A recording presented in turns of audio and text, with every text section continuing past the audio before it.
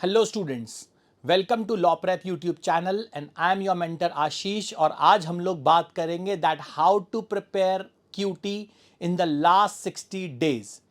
अब बहुत सारे स्टूडेंट्स को ये दिक्कत आती है कि सर लास्ट के 60 डेज रह गए हैं, अब हम लोग क्यूटी को कैसे प्रिपेयर करें अगर अभी तक हम लोगों ने स्टार्ट नहीं किया है। तो देखो, सबसे पहले आपको इसको बांटना पड़ेगा अपने मोस्ट इंपॉर्टेंट टॉपिक्स में and the least important topics में।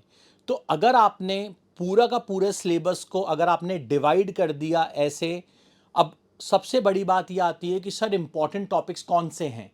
वो हम लोग इंपॉर्टेंट टॉपिक्स उन्हीं को बोलते हैं जो कि ज़्यादातर अपने लास्ट के 4-5 सालों में पेपर्स में आए गए हैं। ठीक है, तो अब सबसे बड़ी बात यह आती है कि सर इनमें कौन कौन से टॉपिक्स कवर होते हैं। तो सबसे पहला जो टॉपिक है हमारा जिसकी हम बात करेंगे दैट इज परसेंटेज। तो परसेंटेज में, और उसके बाद आता है प्रॉफिट लॉस, उसके बाद आता है ratio proportion and average partnership. ये ऐसे 4 टॉपिक्स हैं जिनको आपको अच्छे से प्रिपेयर करना है, मतलब इनके बहुत अच्छे से केसलेट्स आपको लगा लेने हैं। सही है। अब बात आती है सर हम परसेंटेज में स्टार्ट कैसे करें। तो परसेंटेज को स्टार्ट करने में आपको इसके 2 टॉपिक्स बहुत अच्छे से करने पड़ेंगे। सबसे पहले तो फ्रैक्शन और परसेंटेज का जो रिलेशन आता है वो आपको अच्छे से पता होना चाहिए कि परसेंटेज से फ्रैक्शन में कन्वर्ट कैसे करते हैं और फ्रैक्शन से परसेंटेज में कैसे कन्वर्ट करते हैं। परसेंटेज इंक्रीज क्या होता है, डिक्रीज क्या होता है, मतलब परसेंटेज चेंज में जो बेस वैल्यू आती है वो कहां से आती है। तो अगर आपको ये चीज अच्छे से क्लियर हो जाती है तो आप बहुत आराम से प्रॉफिट एंड लॉस भी कर सकते हो। और अगर आपको ये भी अच्छे से क्लियर है और अगर रेशियोज के अगर आप अच्छे से टॉपिक्स कंप्लीट कर लेते हो, देखो रेशियोज को करना बहुत बड़ी बात नहीं है क्योंकि यहां पे जो आता है वो रेशियोज को फ्रैक्शन में अगेन कन्वर्ट करना आता है। जैसे मैंने आपसे बोला कि 2:3 है, तो 2:3 को मेरे को अगर डिवाइड करना है तो 2/5 और 3/5 में डिवाइड हो जाता है। तो इस तरीके से जो डिवीजन आते हैं आपके पास, यह आपको करना अच्छे से आना चाहिए। तो अगर आपको ये सारी चीजें अच्छे से करनी आ जाती हैं तो आप रेशियोज के केसलेट बहुत आराम से बना सकते हो। उसके बाद टॉपिक आता है आपका एवरेजेस और पार्टनरशिप। अब एवरेज पार्टनरशिप के अंदर जो आपको मेन चीज आनी चाहिए दैट इज कि आपको इसके शॉर्टकट्स अच्छे से पता होने चाहिए। मान लो मैंने आपसे बोला मेरे पास 5 यूनिट हैं, पांचों यूनिट का एवरेज है 80। ठीक है, अब मैंने हर यूनिट को 5-5 से इंक्रीज कर दिया, अब मेरा एवरेज कितना हुआ। तो अगर मैंने हर एक को 5-5 से ऐड कर दिया तो मेरा जो एवरेज है वो भी 5 से इंक्रीज हो जाएगा। अगर मैंने डिक्रीज करा तो भी वो डिक्रीज होगा। वो कितना इंक्रीज हो रहा है, कितना डिक्रीज हो रहा है, इसके आपको शॉर्टकट्स पता होने चाहिए। सही है। तो यहां से आप लोग आराम से अपनी शुरुआत कर सकते हो क्योंकि कोई भी केसलेट अगर आता है वो मेजरली ये 4 टॉपिक्स के बीच में कवर होता हुआ आता है। क्लियर?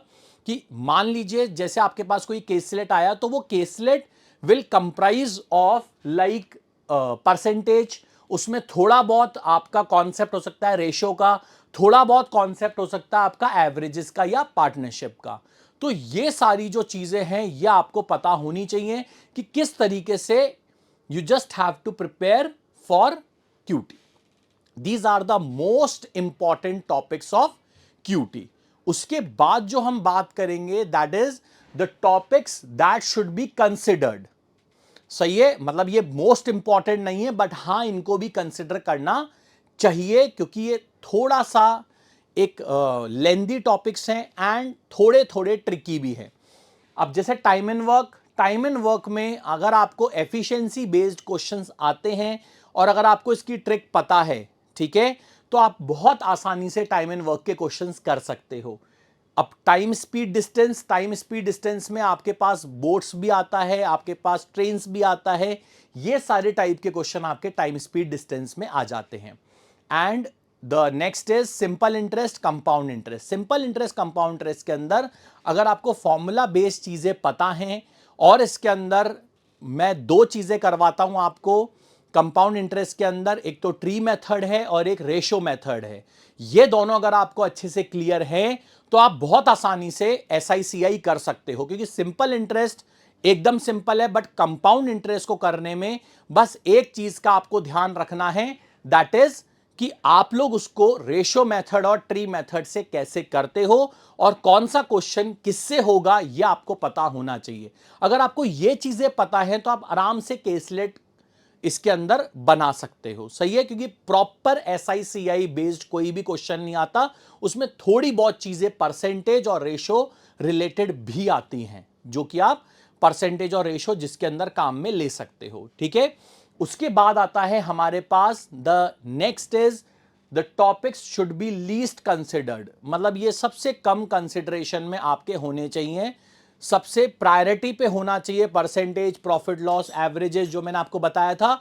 इसके बाद आपका आना चाहिए जो मैंने नेक्स्ट वाला बताया था आपका टाइम एंड वर्क, टीएसडी और एसआईसीआई। अब इसके बाद जो है वो है आपका परम्यूटेशन कॉम्बिनेशन, प्रोबेबिलिटी और मेंसुरेशन। अब देखो परम्यूटेशन कॉम्बिनेशन है तो बहुत बड़ा टॉपिक, लेकिन अगर आप इसको कॉम्बिनेशन रिलेटेड क्वेश्चंस अगर आपको थोड़े बहुत आ गए, देखो इसको बहुत पूरा नहीं पढ़ना होता, इसमें सिर्फ और सिर्फ कॉम्बिनेशन रिलेटेड क्वेश्चंस निकाल के आप इसका प्रोबेबिलिटी में यूज कर सकते हो, क्योंकि प्रोबेबिलिटी में दो चीजें आती हैं, एक तो सेट रिलेटेड आता है और एक आता है कॉम्बिनेशन रिलेटेड।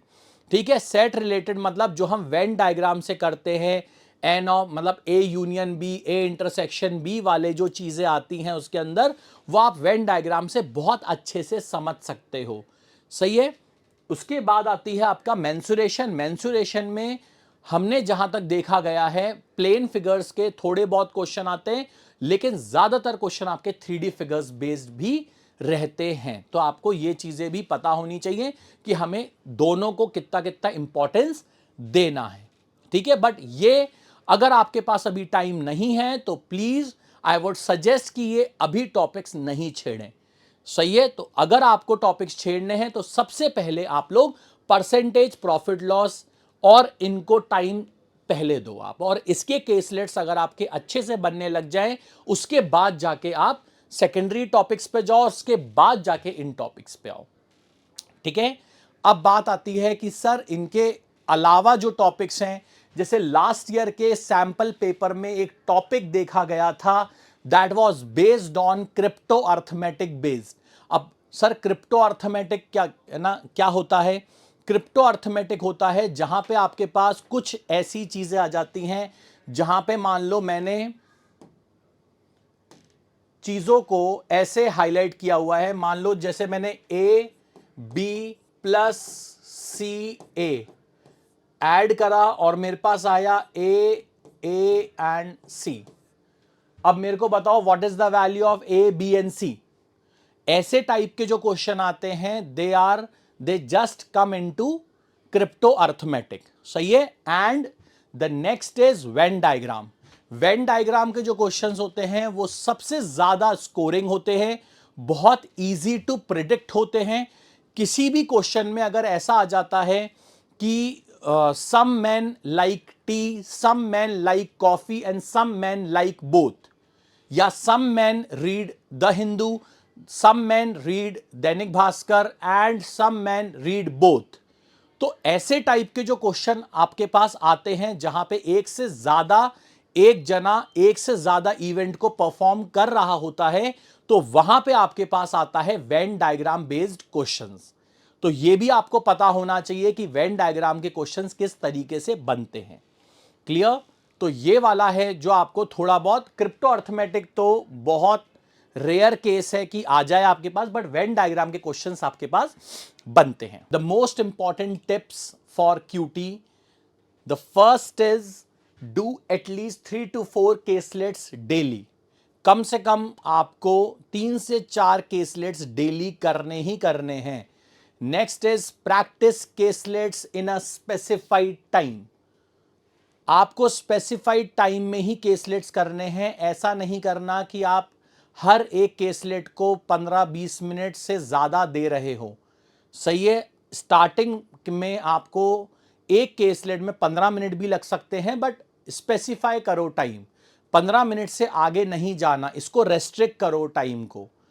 15 मिनट मतलब 15 मिनट में ही करना है मेरे को। इससे आपका स्पीड भी इंक्रीज होगी, आपकी थिंकिंग कैपेसिटी भी इंक्रीज होगी।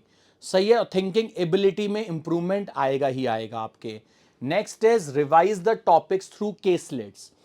कोई भी टॉपिक अगर आपको रिवाइज करना है, जैसे मेरे को परसेंटेज और रेशियो रिवाइज करना है, तो मैं क्या करूंगा, इनके, क्योंकि मैक्सिमम जो केसलेट्स होते हैं वो इन दोनों से मिलके बने हुए होते हैं, तो आप लोग इन दोनों टॉपिक्स को या एवरेजेस के टॉपिक को आप बहुत आसानी से केसलेट से रिवाइज कर सकते हो। तो इससे आपको ये भी हो जाएगा कि मेरा कितना टॉपिक स्ट्रांग है, आपका केसलेट भी हो जाएगा, आपका टाइम लिमिट के अंदर भी हो जाएगा, तो आपकी 2 से 3 चीजें एक साथ इसके अंदर हो जाएंगी। नेक्स्ट इज कम से कम 3 से 4 मॉक आपको वीक में देने हैं, हर वीक आपको 3 से 4 मॉक देने हैं। Next is analyse the mock thoroughly. Your analysis of mock is very very important. भले से आप 5 मॉक मत दो, 4 ही दो, 4 मत दो, 3 ही दो, लेकिन 3 के बाद जो उसका एनालिसिस होना चाहिए वो बहुत पर्टिकुलर होना चाहिए।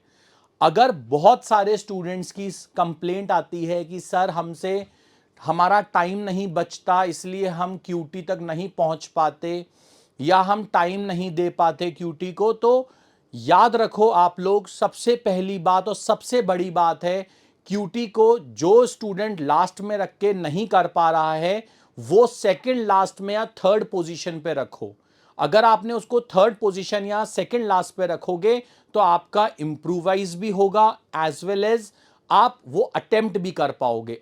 और हर बार उसको 15 से 20 मिनट दो। अगर आपसे नहीं हो पा रही कोई बात नहीं, आप अगले मॉक में करो, नहीं हो पा रही कोई बात नहीं, अगले मॉक में करो, लेकिन याद रखना आपको ये बार बार प्रोसेस करना है। लेकिन अगर नहीं हो पाती, डोंट गेट डिप्रेस्ड कि सर हमसे नहीं हो पाई क्यूटी, अब मैं नेक्स्ट वाले में क्यों टाइम वेस्ट करूं। वेस्टेज नहीं है ये टाइम का, आप आराम से कर सकते हो, लेकिन आपको प्रैक्टिस अपनी डेली रखनी है।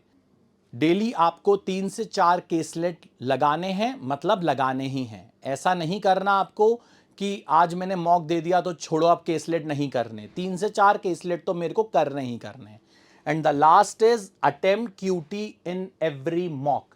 किसी मॉक में आपको क्यूटी नहीं छोड़नी है, और हर सेक्शन को पर्टिकुलर टाइम लिमिट के साथ सेट करो। अगर आपको कोई भी सेक्शन के लिए परफॉर्म करना है तो वो स्पेसिफाइड टाइम में ही होना चाहिए।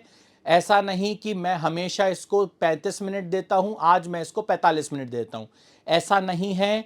40 मिनट्स दिया है तो 40 मिनट्स देने हैं, 35 देना है तो 35 ही देने हैं, बट एक स्पेसिफाइड टाइम लिमिट के साथ मेरे को काम करना है। तो ये बात आप लोग याद रखना। इसके बाद आपका आता है the most important tip is do not get depressed if you are not able to do the QT in 1 और 2 मॉक्स। ऐसा कुछ भी नहीं होगा कि आपके पास 5 मॉक आए, आपने पांचों में आप क्यूटी नहीं कर पाए, ऐसा नहीं हो सकता। आपने 1-2 में ऐसा हो सकता है, क्योंकि कभी कभार मॉक में क्यूटी अच्छी भी आती है, लेंदी भी आती है। और क्यूटी को अटेम्प्ट करने से पहले याद रखो, उन अगर मान लीजिए 2 डीआई आए हैं तो आप लोग सिलेक्ट करो कि आपको सबसे पहले कौन सा डीआई बनाना है। Selection of DI is most important part. अगर सिलेक्शन अगर आपने ढंग से नहीं किया तो याद रखो फिर आप लोग नहीं कर पाओगे। तो सिलेक्शन आपका करने से पहले आपका सिलेक्शन बहुत इंपॉर्टेंट रोल प्ले करता है। अगर आपने फर्स्ट टाइम में ऐसी डीआई उठा ली जिसमें 15-20 मिनट लग गए तो आप नेक्स्ट डीआई को कर ही नहीं सकते, और क्या पता वो एक इजी डीआई रही हो। तो सिलेक्शन इज वेरी इंपॉर्टेंट।